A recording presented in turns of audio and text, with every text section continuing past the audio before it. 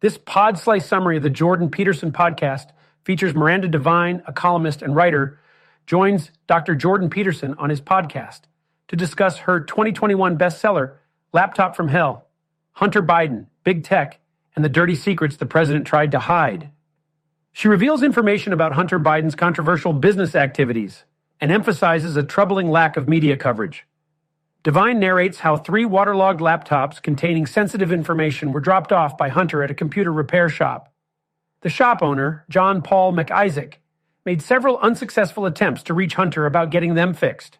After 90 days with no response, the laptops became Isaac's property, and he decided to browse through the contents, which included explicit personal videos and important business documents. In view of Hunter's substance issues, Devine and Peterson question why his father, President Joe Biden, would put him in positions where he had access to abundant funds without supervision, potentially enabling his relieving substance issues. Further, they delve into the history of Hunter and Joe's complex financial involvements in various countries and corporations, highlighting the intertwining relationships between Joe Biden's political stature and his family's financial gains. Devine recounts Hunter addressing the financial exploitation within his family. Explicitly, the expectation where he was required to share his income. This financial entanglement raises questions of government corruption, especially when the global political stage is involved with countries like Ukraine, Russia, and China. Devine indicates that initially she was repulsed by the sensitive material on the laptop. However, she eventually felt sympathy for Hunter and loathing for Joe, who in her opinion had exploited his son to support the family's financial endeavors. She suggests that Joe enjoyed a champagne lifestyle, an inflated reputation, while pushing responsibilities onto his children. Dr. Peterson examines Hunter's situation from a psychological perspective, questioning if his carelessness was due to substance-induced oversight or a subconscious act of rebellion or revenge against his family. He also expresses shock and confusion about the oddity of the situation and the, at times, unbelievable nature of the revelations from Devine's book. In their in-depth discussion, Devine and Peterson broach the tricky issue of family dynamics and familial obligations in business endeavors. Peterson shares how he has involved his own children in his business ventures, but contends that they have risen to the challenge and have primarily led these projects. Comparatively, Devine insists that Hunter Biden's business was not truly a business in that it had no tangible product. She argues that the business was instead trading in influence and access to his father.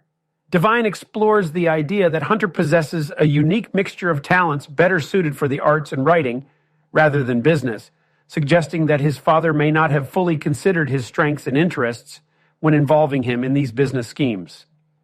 Peterson agrees that parents should aim to provide opportunities that align with their children's abilities and talents. In discussing Hunter's business acumen, Devine explains that Hunter, despite having a law degree from Yale, contributed little to the practical operations of the family business. These operations were often managed by others, including Hunter's uncle, Jim Biden, and business partner, Tony Bobulinski. This further fuels the argument that Hunter's primary business asset was his connection to his father. They address Hunter's reported interest in the arts and writing, and Devine sympathetically highlights the misalignment between Hunter's passions and the path that his father appears to have pushed him towards. Peterson raises questions about the complex dynamics between running a family business and ensuring the growth and development of one's children, implying that Joe Biden may not have managed this balance effectively. As they delve further into the family dynamic, Devine alleges that Joe Biden treated Hunter as a utility, ostensibly to further his own ambitions. She contends that Hunter was manipulated by Joe Biden, which may have indirectly fueled his destructive behavior and addictions. Peterson, too, raises questions about the unhealthy dynamic, suggesting that at a certain point, there needs to be a transition from victimhood to accountability. Devine explains her conviction in the contents of the laptop, stressing that it isn't about her, but about substantiated evidence. She maintains that all the details featured in her book are based on the data in Hunter's laptop. This is further supported by interviews with Hunter's associates who were involved in these incidences and businesses, effectively countering claims of potential bias. She refers to Tony Bobulinski and Devin Archer as key figures whose involvement corroborates the data from the laptop. In continuing to dissect the contents of the laptop, the podcast delves into the actions of the laptop owner, John Paul Mac Isaac, who had stumbled upon the information due to a technical fluke while repeatedly rebooting the laptop, reportedly became extremely concerned about the sensitive data he had found. Fearing for his personal safety, Mac Isaac turned to the FBI, hoping they might ensure his protection and shed light on what he believed were crimes implicated on the laptop. However, despite handing the information to the FBI, Mac Isaac found that the impeachment proceedings against Donald Trump went forward seemingly without considering the information from the laptop. Desperate for the details to be heard, Mac Isaac reached out to various political figures, including Republicans Jim Jordan and Lindsey Graham, but received no response. As a last effort, Mac Isaac contacted Rudy Giuliani, then serving as President Trump's lawyer. Giuliani's lawyer, Bob Costello, picked up the case and, upon receiving a copy of the laptop data, claimed to have found significant legal offenses. Giuliani and Costello spent subsequent weeks cross-checking the hard drive's legitimacy, eventually reaching a point where they believed the evidence could be turned over to the media. Despite delivering what they saw as incriminating information, however, the months ticked by without significant acknowledgement of the laptop's contents in the public sphere. The discussion then shifts to Joe Biden's interaction with Ukrainian authorities during Trump's impeachment over alleged Russian collusion. In December of 2015, Biden urged the firing of Ukrainian General Viktor Shokin, tied to $1 billion in U.S. aid. Shokin had been investigating the company Burisma, the same company that was paying Hunter Biden significant sums. The evidence does indeed seem to suggest that Hunter benefited from Joe Biden's intervention in Ukrainian affairs. However, this controversial move by Joe Biden was seemingly pushed aside as attention concentrated on allegations of Russian collusion against Trump. The podcast segment elaborates on the intricacies of the laptop case. It highlights the importance this case held for the Serious Fraud Squad as a possible exposure of the corrupt Ukrainian oligarchs aligned with Russia. Viktor Shokin, regarded as a straightforward, fearless, and successful prosecutor, is introduced into the narrative. Shokin, despite the political ugliness of Ukraine, took the position of prosecutor general as asked by then-President Petro Poroshenko. Notable for high-profile convictions and tireless pursuit of justice, Shokin had a reputation for being unafraid even in the face of assassination attempts. However, despite Shokin's sterling reputation, Joe Biden called for his dismissal, coinciding with allegations of corruption against him. Shokin maintained that he was actively investigating LFY and Burisma at the time of his dismissal, corroborated by a warrant issued to seize LFY's property in Kiev. Further, Miranda Devine talks about her engagement with Rudy Giuliani, which led to her encountering the laptop story. The New York Post decided to go ahead with this story, although there was trepidation considering the involvement of figures like Steve Bannon and Rudy Giuliani, who had been accused of misrepresentation in the past. Despite hurdles, the Post moved ahead with the controversial story 3 weeks before the elections, resulting in immediate backlash from social media outlets like Facebook and Twitter. The Post's accounts were locked and shared links disabled, reinforcing claims of censorship, perhaps hinting at a larger political game at play. The effect of the Post story on the elections, given its timing and the significant parties involved, highlights the power of media narratives despite, or perhaps because of, the controversy surrounding them. The podcast segment delves deeper into the massive concerns surrounding the laptop case, detailing the collaboration between social media outlets such as Facebook and Twitter in censoring the story, and the alleged involvement of former FBI and CIA operatives in these maneuvers. Emphasis is placed on James Baker, former chief lawyer at the FBI, who was reportedly involved in discussions around suppressing the story under the guise of Twitter's hacked materials policy. The story also highlights the ongoing briefings by the FBI to these social media platforms about a potential hack and dump operation of Russian disinformation concerning Hunter Biden, fostering more suspicion around the FBI and the CIA's role in this controversy. The FBI's covert surveillance on Rudy Giuliani, former personal attorney to President Trump, further compounds the narrative of a larger conspiracy in play. The conversation discusses the significant impact of the laptop story on the 2020 U.S. elections, with a particular focus on how its suppression might have swayed the election results. The FBI's possible conspiracy with Facebook and Twitter to limit the reach of the story and subsequently attribute it to Russian disinformation raises serious questions about the integrity of the electoral process and the principles of a free press in the United States. Journalism is also a key topic in this discourse.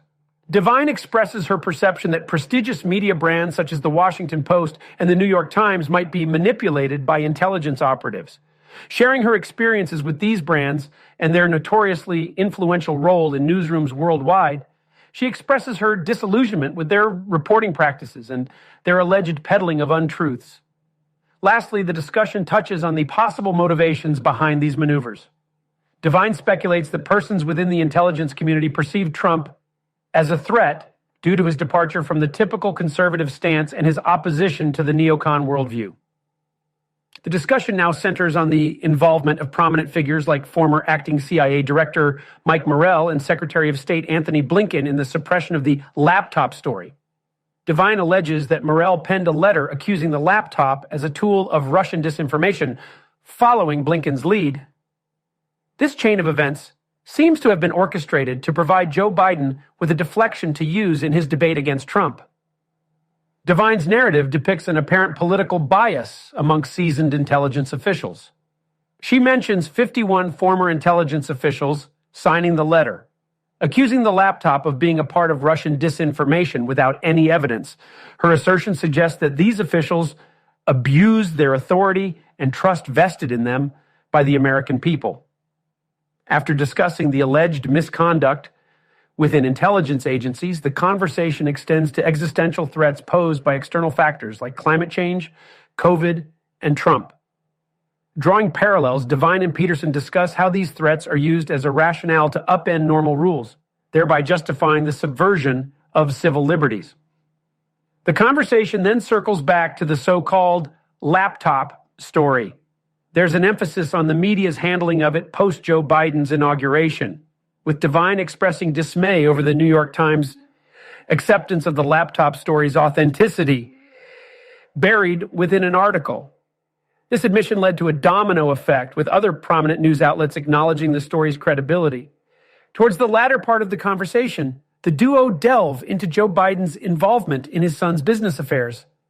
Devine alleges that Biden has profusely benefited from the operations of his family's influence peddling, leading to a life of opulence, with mansions, expensive schooling for his children, and much more. In summary, the discussion outlines a broader narrative of influence, power politics, alleged manipulation, and ulterior motives in the backdrop of the 2020 U.S. elections revolving around a laptop and its contents. Dr. Peterson and Miranda Devine intensify their discussion around Hunter Biden's business dealings in China and the corresponding implications for his father, Joe Biden. They take a close look at Joe's 2013 trip to China, where he reportedly returned without any benefit for the United States, while simultaneously Hunter secured a 10% stake in a Chinese firm. Devine draws attention towards Joe Biden's effective narrative shaping around emotional appeals to past family tragedies, effectively diverting attention from more pressing questions about his family's financial interactions. They delve deeper into Hunter Biden's business escapades, revealing alleged deals with Russia, Ukraine, and other countries like Kazakhstan and Romania, suggesting that these interactions possibly involved transactions with corrupt entities who found value in Joe Biden's influence. Scrutinizing the extent of Joe Biden's involvement gets difficult due to the lack of solid legal evidence directly linking him to his son's transactions. Peterson debates the necessity for direct evidence, expressly pointing to monetary gain for Joe Biden from his son's dealings to recognize a moral hazard, arguing that benefits accruing to his son inherently affect him, benefiting, influencing, or potentially compromising the president. The talk also uncovers what Devine describes as Joe Biden's repeated use of the grief card. Whenever Biden faces public scrutiny or political pressure, he reportedly diverts attention by reminding people of the personal tragedies he's faced, the deaths of his wife, daughter, and later, his son. The discourse further scrutinizes the questionable engagements of the Biden family in Ukraine, specifically during the Russia-Ukraine conflict, suggesting a potentially compromising situation for the U.S. presidency considering the complex international relations in play. Devine suggests Biden's supposed political errors or compromise stem from prioritizing personal interests. Peterson and Devine conclude this part of the discourse agreeing on the importance of the public understanding the Biden family's potentially compromising international ties given the upcoming election and the increasingly tumultuous geopolitical landscape. This segment moves forward, exploring the consequences of Hunter Biden's alleged misconduct uncovered on a laptop, which propelled the story into public attention through Rudy Giuliani and subsequently the New York Post. The intensity builds as Devine and Peterson point out the swift and potent reaction from major social media platforms like Facebook and Twitter, arguing these platforms worked in tangent with the deep state to shut down the coverage of such a critical story. They scrutinize and criticize actions of the 51 former security and intelligence officials who released a public letter attributing the laptop story to being a Russian disinformation campaign, a claim made without any investigation or substantial evidence. Peterson emphasizes how the election hung by a thread, stating its outcome could have potentially been influenced by these actions. Speaking about former President Donald Trump's assertion that the election was stolen, Peterson implies that this conclusion might not be as far-fetched considering the actions of the two biggest social media empires. They effectively suppressed a significant story detailing unbecoming conduct from the Biden family, a discouraging reflection on contemporary media dynamics. The laptop, which serves as the centerpiece of this controversy, was reportedly left by Hunter Biden at a Delaware computer repair shop. Peterson contends that the evidence within lies disregarded, its implications overlooked, while media continues to merely dance around the edges. Miranda Devine's appearance on the Jordan Peterson podcast serves to expose listeners to the profound consequences that the Hunter Biden saga could potentiate for Joe Biden, his political realm, and by extension, the socio-political fabric of the United States. It sparks a critical conversation on media influence, political narratives, and the implications of a potential presidential compromise due to familial international ties. Check out the full podcast by clicking the link in the description below. Make sure to like, comment, and subscribe for more content like this. Thank you for listening to this podcast summary episode of The Pod Slice.